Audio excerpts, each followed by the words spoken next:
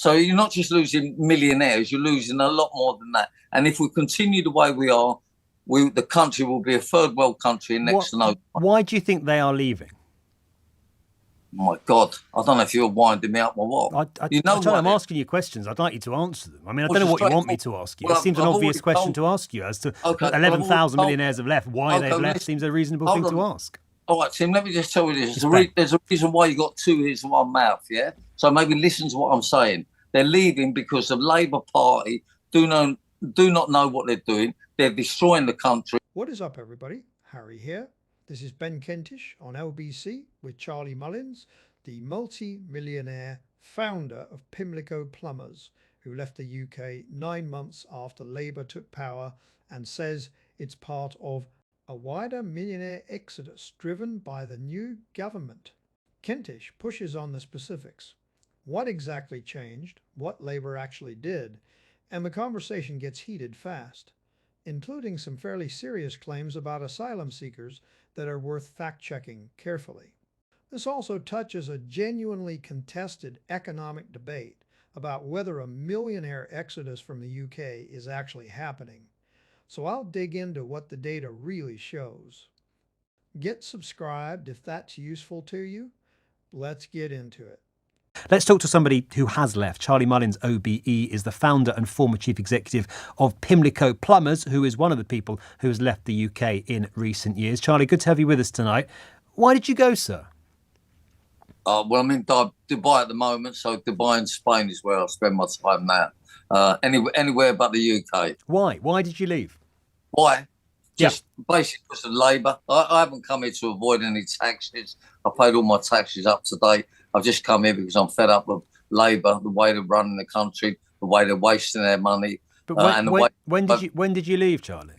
9 months ago, when Labour came in. So you didn't give them the chance to see you didn't wait and see what they were going to do. You left before they'd even done anything. Well, with respect, you haven't got much of a brain in your head to work out what Labour were going to be like. They're socialists. They're not interested in people that want to do well. They're only interested in helping people that don't contribute into the pot. So you're right. I didn't give them the opportunity. Why would I bother and waste 9 months of my life? What have they done in those 9 months that you think is so bad? I don't know if you're messing about or not, but they've obviously... Serious question. Oh, you're serious? A serious question? Yeah, absolutely. Okay. Well, they've put up the national insurance. They've changed employment laws. They're starting talking about bringing in a higher inheritance tax. They are destroying businesses, and they're actually driving businesses, people out of the country. And you say, I think there's something like 11,300 millionaires that have left, and they say only 2 billionaires. Well, I know 2 billionaires myself, so I don't think the figures are right. It might be the same too. Well, highly unlikely, isn't it? You know what I mean? Look, but there's loads of other people that are left that are not properly declaring it at the moment, but they will eventually. All of a sudden, business people, we don't need London no more. We can work from Dubai, we can work from Spain, we can work from Italy, we can work from wherever we want to work. We don't have to put up with the nonsense of the Labour Party no longer. But not only have they driven out 11,300 millionaires, all they've inherited is 50,000 illegal immigrants. So, you know, is that a good trade-off? They've invited 50 or allowed 50,000 people in. That's in 9 months, which are not contributing to the pot, and they're driving out people that I think they're not contributing to the pot because they're not allowed to work, Charlie. Many of them that are granted asylum go on to work and pay tax. Hold on a minute. All you lot keep going about not allowed to work. They're illegal. What bit of illegal? They're not. If they're granted asylum status, they are not illegal. Stop talking rubbish. Charlie, they're illegal. They're illegal. It's quite a basic element. They come here with no passport. They come here. They claim asylum. If they are granted asylum as hold on. Let me just explain to the figure. If they are granted asylum, as 2/3 of them are, they are allowed to work. They contribute. They're not leaving. They're paying taxes here and working here. Look, they come here without a passport. They dump their passport. Let's not. Why beat about the bush and talk rubbish all the time? I'm just giving you facts. Well, I'll give you the facts then. They're illegal. Well, they're not, are they? Because under international law, this country without a passport, they're not illegal. No, that's just not true. Enter North Korea and they give you the death penalty. Under the Geneva Convention on Refugees, that's not true. No, Charlie, hold on a minute. I'm afraid you're saying things that are untrue. If you come here as a refugee under international law to claim asylum, that is not illegal.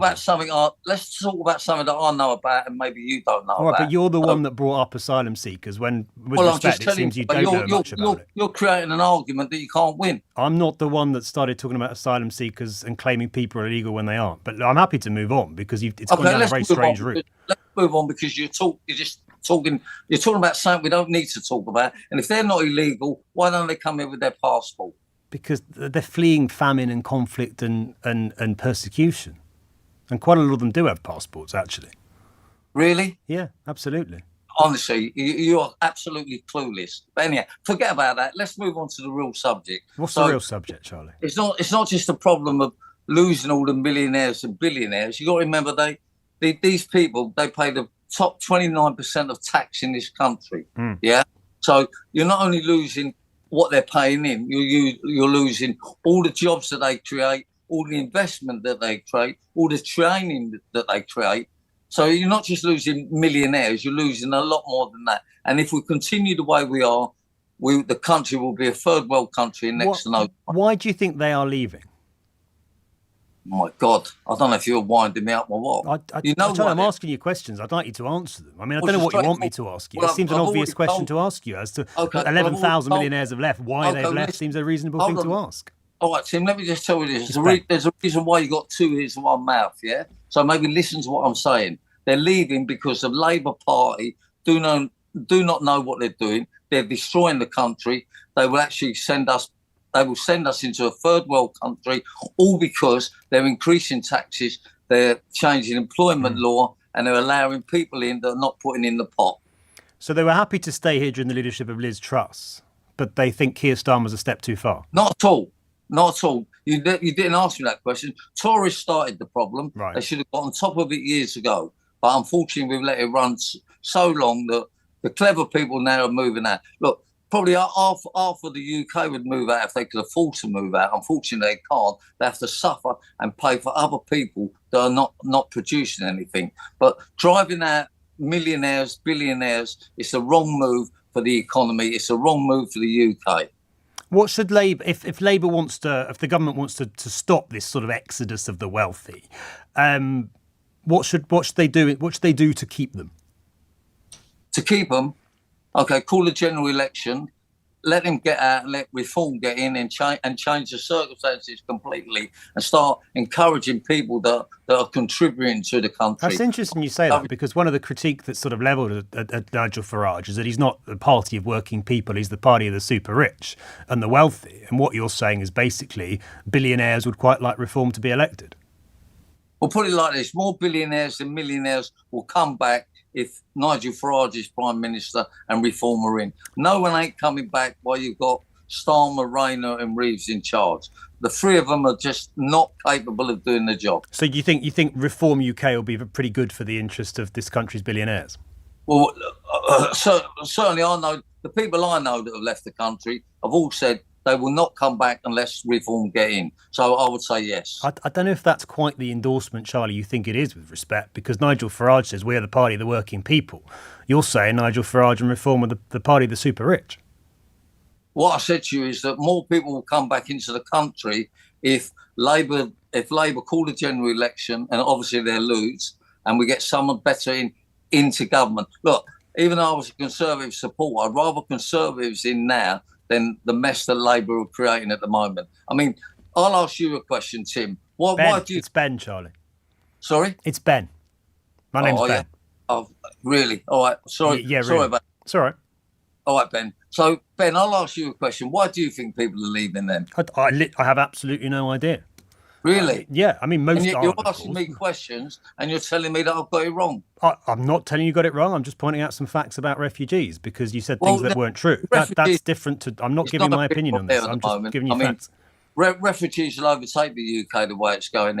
Anyhow, we've driven out, we've forced out over 11,000 millionaires, loads of billionaires and all. Just two is nonsense. Do you not think part of it's just they don't want to pay tax here? Not at all. Not at all. They've been paying for years. It's like people say to me, "Oh, you've cleared off, Charlie, to save on tax." I wouldn't be living in Spain to save tax. that's not where you go. I still have a company in the UK, We Fix London, which I'm a non-executive chairman, purely because I'm not prepared to put in the pot anymore. But of course, they're complying with the tax regulations that we have to comply with. But we've got to start facing facts, Ben. I think it's Ben, isn't it? Ben, if things don't change, we're in a mess anyhow, and we're going to be in even a worse mess. And there's only one way to change it, and that is to call a general election and get rid of the people that are in there that are just absolutely useless. All right, Charlie, appreciate your time. Thank you, Charlie Mullins, OBE, founder and former chief executive of Pimlico Plumbers. Have you got thoughts on that, by the way? How do you feel about this? Should we be worried and concerned that so many wealthy people who, as Charlie said, pay a lot of tax generally, put a lot of money into our economy, employ people, start businesses, should we be concerned that so many want to leave and indeed are leaving? Or is your take and your conclusion one that's coming in quite heavily on the old texts and messages? Good riddance. Watch the exact numbers Charlie cites, because the underlying millionaire exodus claim is one of the more thoroughly investigated statistical disputes in recent UK economic reporting, and it's worth being precise about where that investigation landed. The widely repeated figures, including the 11,300 number referenced in this call, trace back to reports from Henley & Partners, a firm that sells residency and citizenship advisory services. The Tax Justice Network's detailed review of that methodology found the estimates were based primarily on where people listed their work location on social media, largely LinkedIn, rather than actual verified changes in tax residency or physical relocation. HMRC's own data on non-dom departures showed numbers in line with or below official forecasts, not a mass exodus. By mid-2026, Henley & Partners itself had dropped the exodus framing, confirming there was no data to support it and describing actual migration as modest. That's not one side's spin against another's. It's the original source of the claim, retracting it after independent scrutiny. The asylum seeker exchange is worth stating plainly as a factual matter rather than a difference of opinion, because it turns on actual law rather than interpretation. Under the 1951 Refugee Convention, specifically Article 31, seeking asylum without prior documentation is explicitly not something that should be penalized, and someone who has been granted asylum status is not classified as being in the country illegally. Kentish's point that roughly 2/3 of asylum claims are granted, and that those granted status are legally permitted to work and do pay tax, aligns with how the system actually functions under UK and international law. Charlie's repeated insistence that this is simply untrue doesn't change the underlying legal framework, whatever frustration sits behind the claim. There's a real internal tension worth naming in Charlie's own framing. Separate from either factual dispute, he states plainly that his move wasn't about avoiding tax, then in the same breath argues that departing millionaires represent a major loss because they pay the top 29% of tax in this country. Those two claims sit awkwardly together. If tax contribution is central to why his departure and others like it matter, economically, it's difficult to fully separate that from tax being a meaningful factor in the underlying decision to leave, even if it wasn't the only one. Worth also noting, the two billionaires Charlie cites as evidence the official count is wrong. Knowing two billionaires personally isn't independent evidence against a national statistic. The two things aren't actually in tension, since a small national count is entirely consistent with any individual knowing one or two of them. That's a different kind of reasoning error from the Exodus claim itself, a small personal sample being treated as though it can override a broader official count, a pattern worth watching for.